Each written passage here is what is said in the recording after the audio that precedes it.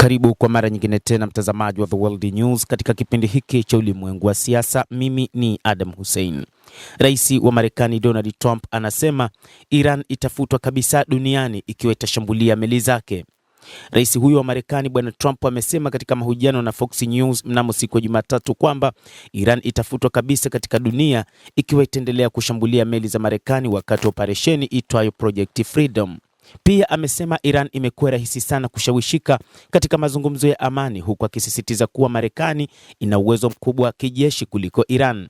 Kauli za rais wa Marekani Donald Trump zilikuja baada ya kuandika kupitia ukurasa wake wa Truth Social kwamba majeshi ya Marekani yalishambulia boti 7 ndogo za Iran katika sehemu ya operesheni ya kufungua mlango wa bahari wa Hormuz. Marekani pia ilisema ilidungua drone na makombora ya Iran. Rais huyo alitangaza operesheni ya Project Freedom mnamo siku ya Jumatatu, akidai kuwa Marekani iliombwa na nchi mbalimbali duniani kusaidia kuachia meli za kibiashara zilizokuwa zimekwama katika bahari. Hata hivyo, amesema kwamba kitendo kinachoendelea cha Iran kitasababisha maafa makubwa katika ulimwengu, kwamba Iran ndiyo ambayo inasababisha hali kuwa mbaya katika ulimwengu na kusababisha kutopatikana kwa mafuta. Hata hivyo, Iran imefanya mashambulizi karibia 15 katika Umoja wa Falme za Kiarabu.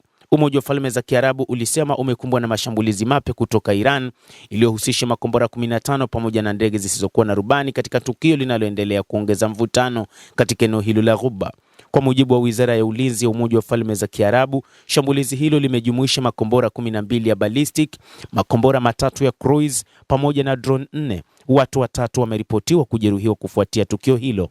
Umoja wa Falme za Kiarabu umesema mifumo yake ya ulinzi ilifanikiwa kudhibiti sehemu kubwa ya mashambulizi hayo kutoka nchini Iran.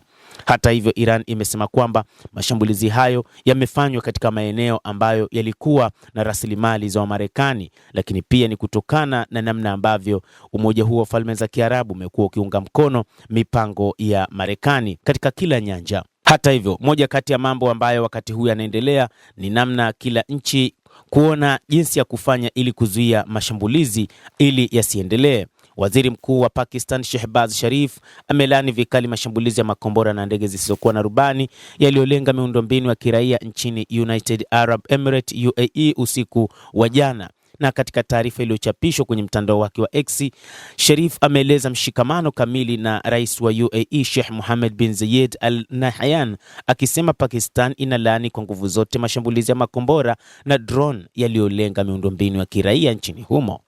Hata hivyo, Iran wanasema wao hawakulenga miundombinu, isipokuwa tu walikuwa wanahakikisha wanaharibu miundombinu ya Wamarekani.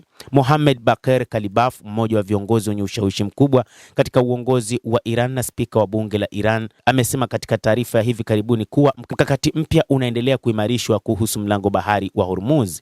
Katika taarifa aliyochapisha kwenye mtandao wa X, amesema kuwa ukiukwaji na usitishaji wa mapigano pamoja na mzingiro uliowekwa na Marekani na washirika wake umeleta tishio kubwa kwa usalama wa usafirishaji wa baharini na usambazaji wa nishati. Kalibaf alisema zaidi kuwa kile alichokitaja kama adui wa utawala wa Marekani hatimaye utadhoofika tu. Tunafahamu vyema hali hii na tunajua kuwa mazingira ya sasa hayawezi kuvumilika kwa Marekani kuendelea nayo, lakini hadi sasa hatujaanzisha rasmi hatua yoyote kwa upande wetu, amesema kupitia ujumbe wake kwenye ukurasa wa X.